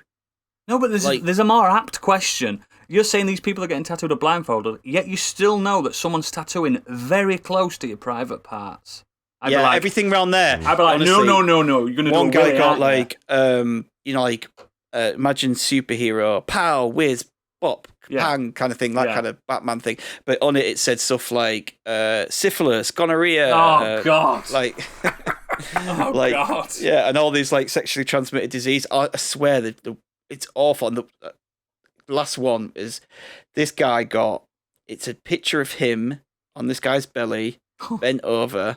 So it looks like the belly button is the guy's ass. Oh God! Get that fucking covered up. Honestly, I was going through this clip and it must have been about 20 or 30 reveals in this clip, and about 2 people went, "Oh, I love it." And everyone else is just like, "Yeah," because some people are actually nice. And get like nice tattoos or something that means something, but most of the people just get absolutely horrendous tattoos. Do they have do they mix it up? Like on one episode, they'll have like, oh yeah, my mum died, and they've got a really lovely tattoo with a rose and stuff on their arm, and they're proper emotional. And then on the same episode, they'll have, like you say, a bloody tampon sticking out of someone's pant line. Yeah, that kind of I just watch for the reactions. I don't really pay much attention to anything Who's else. presenting that kind of show? Oh, it's a Geordie Shore woman. Geordie Shore girl. I don't know who she Mate, is. you could show me a picture and I wouldn't know who it was. Yeah, no. One of my favourites that I've seen on it is there was a last one on there, and kind of her boyfriend's like a serial cheat. Oh no. So the tattoo that she designed for him was her face on his chest with "I have a girlfriend" written above it. Why is she still with him? Well, I mean, that's a whole set of problems. Yeah. Aside from that, Is there not a psychologist on this show? No. So I think it spawned from an MTV America. It's like an American show originally. What a surprise. I doubt the Americans are that disgusting. No, they are. Are they? They're just as bad. Yeah, they're just as bad. And then, just one last one. Not as extreme, but whenever I used to see this on, it'd be on late at night, and I'd always get drawn in and watch it. There's Storage Wars. Love. Yes. Love Yeah. Storage Wars. Absolutely love stuff. Whether it's a UK version or the US. The guy that does the No, it has to be the US the version. auction guy. Yeah. Love him. But I just love the backstabbing and the shit talking. And they all know each other, don't they? They all know each other. It's all the same people always going to these lots, and they're always like. It's so good. And sometimes it's great to watch them get a win. Like you'll pull some out and like, fuck me, they've uncovered some gold here. But then every now and again, there's all this bitchiness going on, and they're ramping each other's bids up, and then they'll pull all this stuff out that looks like it could be great. And it's like, oh, this is just. I love that guy that when they're doing the auction, he goes, money. Yeah, money. They all have their own characters. They're all little characters, and they're all like known as with little nicknames and stuff. And did you see that episode when they got loads of guns? Someone once got like they just got like a load of bouncy castles and inflatable stuff, and they were just like, oh, they seemed disappointed, and then one of them was just like, hang on. Like, these are all in really good condition. Yeah, they're worth £1,000 each. Yeah, like, we can either sell these or we can rent them out and earn money off them. And they're like, oh, yeah. And it's like actually worked out to be a good find in the end because they worked out how much they could sell them for. So they're not allowed to look into the lot, are they? No, you're not allowed to see what's they can peer in. Yeah, so they'll open the door and you can't walk past like the I'm threshold. sure I watched one where somebody got like a really good like Mega Drive or something like that, or like a console. My favourite one was when one of them, they'd be like, it's like a really heated one, lots of drama. Oh yeah. And money. And like the bid on this thing, and there's like in the middle of the storage shed, it's like this thing that's covered over, and thinking, oh, is it a car? Is it a workbench? Or whatever? Yeah. And so is it the main couple? Like there's a bloke and his wife that are the kind of the lead yeah, ones they've got their own pawn shop, haven't they? Them two. Yeah, they win it, and they pull the top back, and like they lose their shit because it's a Lamborghini. Oh, what? And then their main rival goes in. He kind of like opens it. He's like, I don't think Lamborghinis have Toyota written on the engine, and it's a fucking kit car. Oh, so they've lost their shit, but it's made with like a Toyota Corolla engine. Oh, it's devastating. Little MR2 engine. Yeah. Oh no! I've not seen that one, no, but it's fucking brilliant. I'd sell it to some absolute baller that hasn't got a clue. I'd be like, I do love it. This Lamborghini, it sounds like an MR2. It's incredible. But you know, the UK version it's just as good. They have some of the American guys on it, don't they? Yeah, sometimes they're just as stupid. Like in terms of the characters, and they're like Heavy D was just ridiculous. Every time he won something, it was just like boom, boom. That's one of those like true TV shows, isn't it? Because he had, what was the other one that they did at the same time? It was like Lizard Lick Towing. Yeah. You ever watch that one? And then they started it all with like Dogg the Bounty Hunter, didn't they? God, just absolute trash. That is trash. That kind of stuff. Oh, absolutely. Oh yeah. Just all that ever reminds me of is the South Park riff on it. Yeah. Oh god. Yeah. If you've not seen the Cartman being Dogg the Bounty Hunter, you have to watch that episode. So good. You've got his little earring. You get Jesus, bruh. You get Jesus. Got your whole pass, bruh. Got your whole pass. It's so good. So, if we're all done with, I want to give one honourable mention. Oh yeah, let's do it. To the originator of the trash TV shows. Okay. Did you guys ever watch The Word?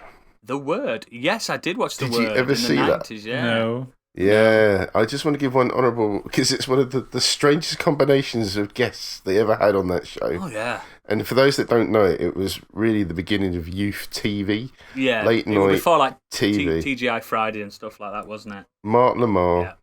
and Terry Christian were the main presenters. And they'd sometimes have somebody from the general public who would be like, "This is Dave, and he likes kissing grannies. Go on, Dave, kiss a granny." And he'd kiss a granny for his 5 minutes of fame. He didn't just kiss her, he and stuff snogged like her. that. Yeah. It was really rubbish stuff like that. But then they'd have like Oasis on to see the show out and stuff. But my favourite episode was when they had Snoop Dogg on. Oh, God, yeah. And Rod Hull with Emu. Oh, that's a combination. Leave him alone. You Leave him have alone. to just, again, find the clip of that on Yeah, it's YouTube so because good. it's just something else. It's literally Doesn't Rod Hull like Snoop being Rod Hull. Snoop Dogg says, "Get that bird out of my face." He basically ends up attacking Snoop Yeah. Dogg with Emu, going to his nether regions at one point just because that's what Rod Hull does. But I think if Snoop Dogg was strapped, I think he would have basically He'd have shot Rod that Hull bird. out a lot quicker than that roof did. Would have shot that because I think he actually put his foot on Rod Hull's neck at one point. It is just incredible the fact that God. somebody thought it'd be a good idea to have Rod Hull and Snoop Dogg together on the sofa. What must it's just something Americans else. have thought about him and Emu? Like British people, are like, yeah, fine, whatever, we get it. Yeah. Even though it's Stupid. ridiculous, but like being on the same show as Americans, they were just being like, "What the fuck remember is when- going on here?" It's like having Suge Knight and Spit the Dog or something. Do you know what I mean? It's just- I believe Rod Hull's dead, rest in peace. But if we could, we would have had him on the show. Absolutely. Sat next to Gadget, obviously. Oh, mate, could you imagine that? But yeah, speaking as we were saying, that's been trash TV from us. Speaking of trash, Gadget has a lot of trash mail, I'm assuming. Yeah, I mean, it's hard to filter out between the standard junk mail we get, the death threats, the bombs, and then the shit that the listeners send us, you know. So it takes a while. I bet it does. And there's a lot of it. So we're starting off this week with the lovely Gucci Gang Potato. Mm-hmm. She's I love messaged that in. thing. That's amazing. Saying, I haven't watched TV in years, but what I did enjoy massively was 3 in a bed or 4 in a bed. Oh, yes. The drama was hilarious. Really good. People purposely scoring really low so they had a better chance of winning, etc. 4 in a bed is the one where it's B&Bs, isn't it? Hotel B&Bs. Yeah, it's so Yeah, good. hotels, B&Bs. So good. It's cutthroat as and people, fuck. yeah, they all have to go and stay. They're all B&B owners. They all have Yeah. to stay at each other's hotel. And you see they're like kind of like being extra snooty, like going like to the top of the dado rail and seeing if there's any dust up there and stuff like that. Oh, it's so dreadful. She also Get black says lights out as well. they do, yeah. It also says Geordie Shore. I've never watched it. No. Nope. Not sure if this is low budget, but absolutely loved it. My favourite scene is where Sam takes Chloe on a romantic picnic. Tells a story about a fortune teller in Byron who says it's time to take the relationship to the next level. Chloe thinks he's about to propose, but instead Sam asks if he can stick it in her arms. Oh my god. Oh my god. No, you can't do that, man. Actually, I will say YouTube that one because that clip is fucking hilarious because with the way that it's edited together with the kind of the talking heads and all that and her reaction She get to like it. proper getting emotional. Like, this is it. This is the moment. Yeah, like that. And like he says, I think it's time to let me stick it in your ass. Oh, and it no. goes to her, she's going, what did he just say? And stuff like that. Like that really fake And I bet Geordie she accent turned around that they and all said, have. I did it anyway. Probably. Next up, she says, Filthy Britain SOS. I'll get back to you on this. It was either on Channel 4 or ITV, but it was a series on blocked drains. Yeah, and yeah, I some remember council this. workers going around showing blocked drains and unblocking them. And the fatbergs. It was filled with loads of innuendo. Yes. And then she also tops off with any UK police programme. I live for the drama. Absolutely. Good stuff. We love the drama of the police programmes. Like I say, Oodles is about to guest on one. man. Yeah, I've been on a few episodes.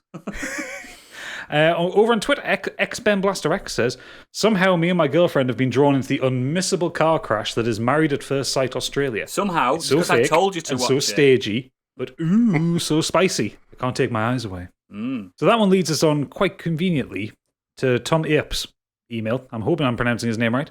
Saying, hey, I think the trashiest thing I watched on TV in 2020 was by far Married at First Sight Australia. Channel 5 showed Season 5 from 2018. In case you're not familiar, the basic premise is that singles who can't find love apply to be on the show, and a group of experts decide who should be paired off with whom, and then they meet for the first time at the altar. They go on a honeymoon and then experience married life together for a period of time by living together and partaking in various activities, after which they must decide whether to stay together or get divorced. That does sound like marriage. I mean, you live with your wife and then you partake in activities. He goes on to say that's the original format from Denmark, at least. In the Australian one, they can't legally be married like that, so it is a wedding day, but it's a non-binding commitment ceremony. Yeah, they cheat on each other as well. Boo. Yeah. In the Australian version, the couples have a chance each week to stay or leave, but they only leave if both choose to. I've not seen any of the original Danish show or any of the early Australian seasons, but would like to think that maybe the show just started off with some level of innocence before it descended into the utter car crash it is now. It didn't. I don't know what it is about the show, but I couldn't stop watching it. It's clearly a well-polished reality TV format with the couples being placed together in situations or partaking in activities designed to encourage emotions to run high. There are also plenty of clever editing, reaction shots, and fake cliffhanger trickery in the same vein you guys discussed about Hell's Kitchen last week. There were dizzying highs and devastating lows. One couple's journey in particular was a repeating catalogue of deceit, betrayal, discovery, and reconciliation. For example, trying to hook up with someone else's new wife. Wow. Yep. The guy was a dick. She kind of had the last laugh by stringing him along to the very final recommitment ceremony and then just saying no, but she was no angel either. Another couple was a bit of a mummy's boy and a free-spirited independent woman who constantly clashed with her new mother-in-law. The mother-in-law didn't help things along, to be fair. Another couple was a total ice queen and a bumbling but loyal and generally well-meaning, if a little sex-obsessed guy. But Troy, he never stood a chance.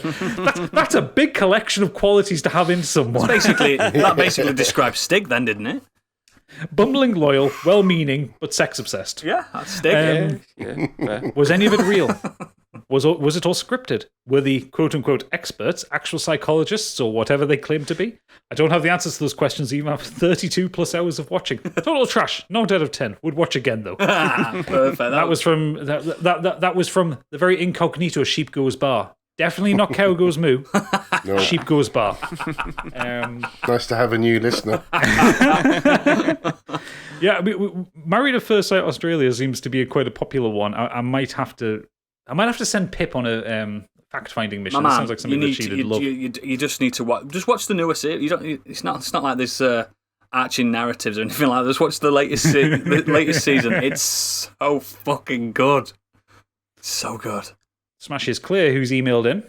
Morning, gents. I used to absolutely love the dreadful scripted reality shows that were on supposedly educational channels. Things like Pawn Stars on History or American Chopper on Discovery. They were just awful TV, but somehow compelling and entertaining. The shows all have central businesses that loosely tie to the theme of the channel, a cast of wacky characters playing to the camera and trying desperately to float themselves as a future celebrity and a weekly dose of hijinks. Nothing ever goes smoothly, every project is late, rushed and over budget. The central cast have to bicker and argue so one of them can storm out and throw office furniture. It's so obviously staged and the setups are so ludicrous that you can just switch your brain off and enjoy some of the lowest common denominator TV. Also, infomercials. I miss the early 2000s golden age of infomercials. Cheaply made, elaborate exercise gadgets that promised the world and would look more at home in a London dungeon than an actual gym. And the kitchen gadget ads that feature those hapless schlubs that can't use a can opener or pour a drink from a bottle without risking decapitating themselves. Can we talk about the American Choppers and stuff for a quick second? Oh, yeah, sure. Yeah, It just got me think. One of the things that I had on my list was Pimp My Ride. Oh, I love Pimp My Ride. Yeah, because it was just so ridiculous. Like, Exhibit was such a good host, but I loved. I always found it so ridiculous how he'd just like wander up to someone's house and knock on the door. And it was always they'd always answer and they'd be like, "Oh my god, it's Exhibit!" It's like you didn't know he was already coming. Yeah, but sometimes the camera was behind the person opening a door. Yeah, exactly. It was from inside. He'd like grab the hand and yank them out the door for a hug and all that. and he'd introduce. They'd be like, "Let's have a look at your like absolute shit bag of a car." And then they turn it into something amazing. It's like, yeah, but underneath that, it's still this awful car that's probably going to just crank out like 20 miles down the road. But this time it's got a fish tank in the boot. 24 Bose speakers. Yeah, and an Xbox steering wheel as the steering wheel instead. Yeah. All those cars were horrendously impractical. There was one I remember seeing the car was in such a shit state that they actually couldn't legally let it leave the garage. Like there was nothing they could do because the entire frame was rusted. So they actually just give them a fucking new car. But because of the way the advertising rules worked on UK telly compared to US telly, every time they mentioned the name of the car, they had to bleep it out. And then anytime there was a shot of the car, they had to bleep out the badges on the wheels and on the bonnet and stuff like that. Ridiculous, isn't it? I just remember one. It's like, oh, we heard that you really like ping pong, so we put a ping pong table in your boot. Like literally, like you open the boot and this ping pong table just folds out and it folds out like this, and people compare ping pong left and right from left side of the car to the right side of the car. And it's like, why would you want that? It's just taking all the boot space up. It's when it gets like the third season or something, and it says, and yeah, we put the standard PlayStation in the back of it. It's like it's no longer a novelty now. PlayStation in your car. You think when they take these cars back to wherever they live, it's like, that's going to be nicked in about 2 minutes. Yeah, or sold. I understand you like pizzas. Here's an oven. It was shit like that. A brick oven. I once saw once where they were just like, oh, I know you're really into like, you're rushing between this your school and your day job, and you don't have time to change. So we've put like a wardrobe in your boot. Like that you press a button and this wardrobe comes out the boot. And it's like, yeah, but now he's just going to stand in the middle of the street and get dressed. Where's he going to go? You've taken the back seats out for the PlayStation to go in, so I can't get in there. I think I read something somewhere where most people just sold it because... I always wondered how you declare it to your pointless. insurance. Like, what colour's your car? It's basically every colour. All of them. Just get your insurance code and just send them a DVD of the episode. And how much do your wheels cost? More than the car. Do you have any modifications? All of them. I see on your website there's no fish tank option. It also says ejector seat. Is this correct? Yeah. Oh man, I loved it though. Absolutely loved that. Best boy Kurt Lewin has emailed in saying, I used to watch a lot more reality trash TV growing up, but I rarely watch TV anymore. And of that I do is generally dramas. I used to watch stuff like I'm a Celebrity, Big Brother, X Factor, Britain's Got Talent, and more. These days I do have one exception though, and that's The Apprentice. Oh, that is trashy as fuck. And people like to pretend that it's like high caliber, high class. Oh no, it's not high caliber. It's trash as fuck. I love that show. I've never watched it. So good. I know of it. I know how it kind of works, but I've never watched it. You need to just watch a series, like watch like one from like 3 or 4 years ago. Yeah. Bear in mind, it's the show that spawned Katie Hopkins. That's where she came from. That's what made her famous. Yes. Just watched the one with Stuart the Brand Braggs. Oh, believe it or not, as well, Stuart Biggie, the host of God rest his soul. The main host or character or boss of the American version became a president at one point of America. Donald Trump. Yeah. So Kirk goes on to say, I love that show with its various contestants, which have obviously been chosen for entertainment value rather than the business acumen, but that makes it all the better. It annoys me how cocksure they are of themselves, and that makes it all the better when they mess up, which they often do in spectacular fashion, to the point that you can't actually believe they've been successful in business before. The only thing that makes my eyes roll on the other contestant one-line puns Sir Alan Sugar comes out with, which are so obviously scripted. Yeah. The contestants are fucking atrocious. Like, you see these people say, oh, I run this successful media empire in the southeast and all that, and then he doesn't know how to do like profit and loss forms, and stuff like that. He doesn't know how to work out how to. It's so successful, he decided to go on the TV and try and win a show to get an apprentice job. So successful. The interview stage, like when it gets down to those are amazing, especially with Claude. I believe he's now one of the he's now one of the kind of advisors, or something. But when he was when he did the interviews, I just don't know how people got through them. No, I don't. He would just rip them to pieces. He'd be able to tear apart their lies, and he'd do his background research on things. So people like say like they could like Gadget said, oh, I own this media company that's produced all this. No, you don't. Yeah. In fact, I've looked into that. You only employed 2 people, and it went bankrupt 6 months later. And they'd be like, and he just rip into them like just had their number every single time. What's his name did well from it. He now hosts Countdown, doesn't he? Nick Hewer. Yeah. He did well. Yeah.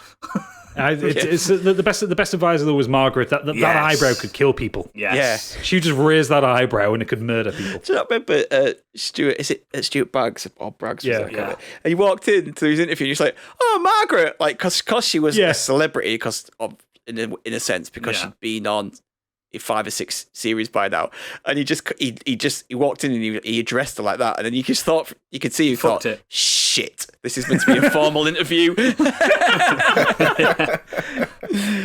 And then he's like, Claude's like, why'd you call yourself a brand?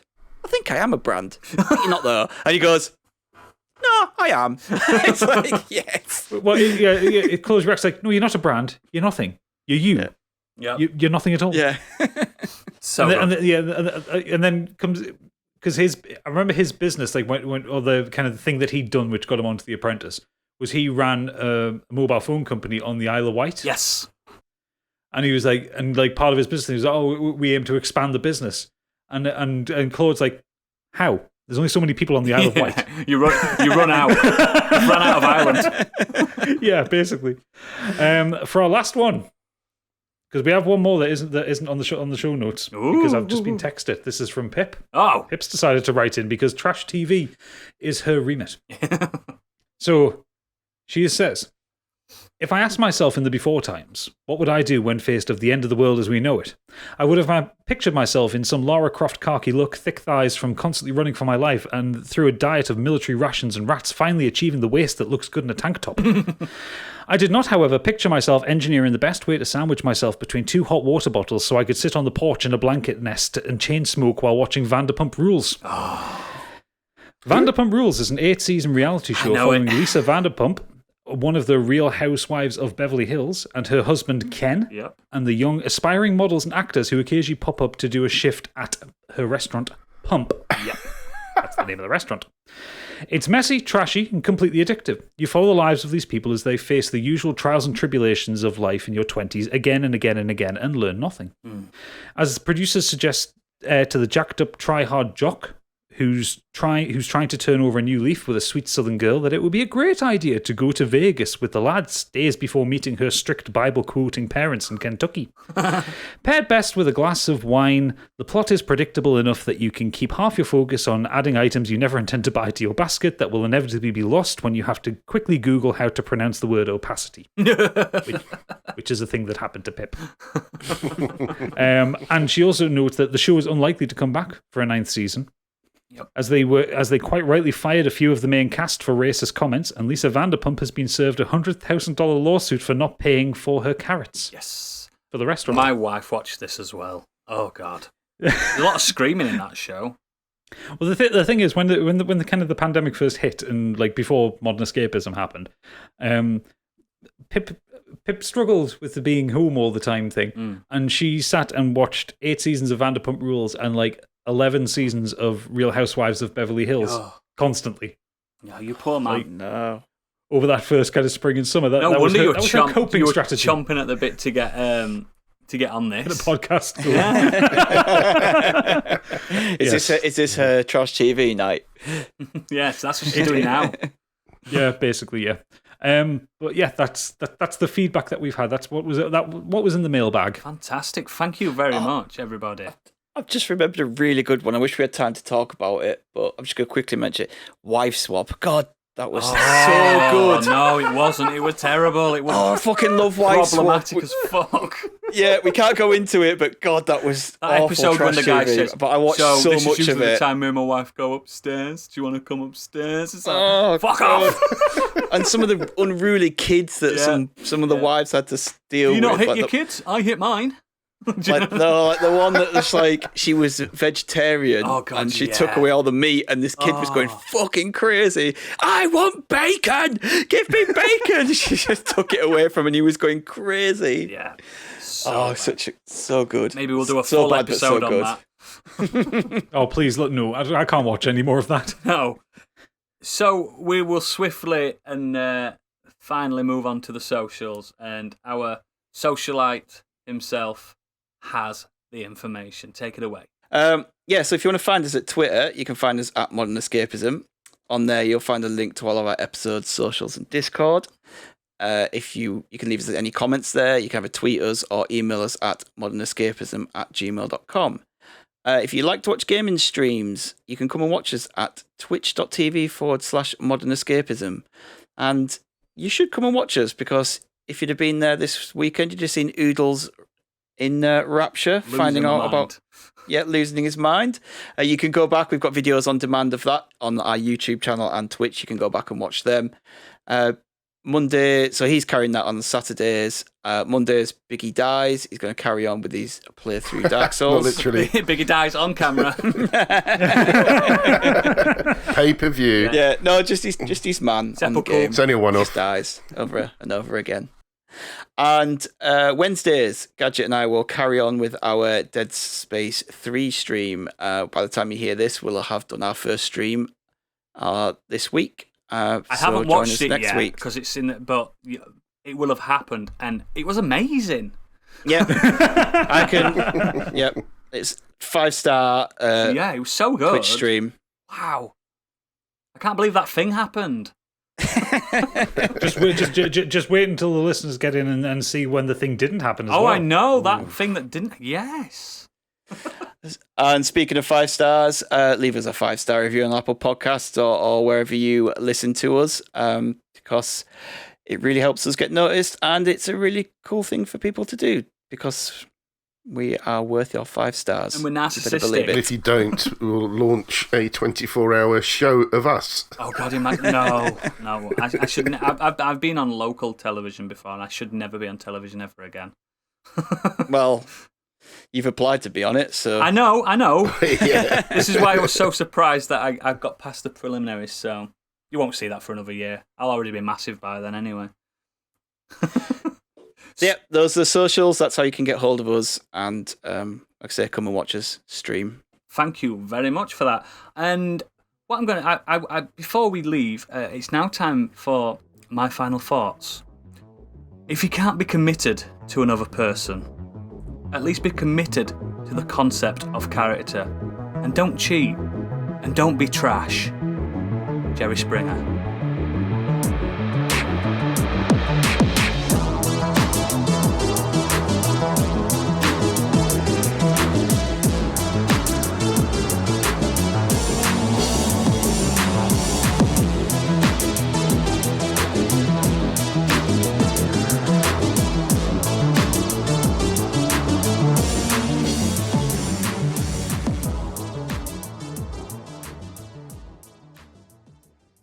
There's one brewing. I am brewing, but no.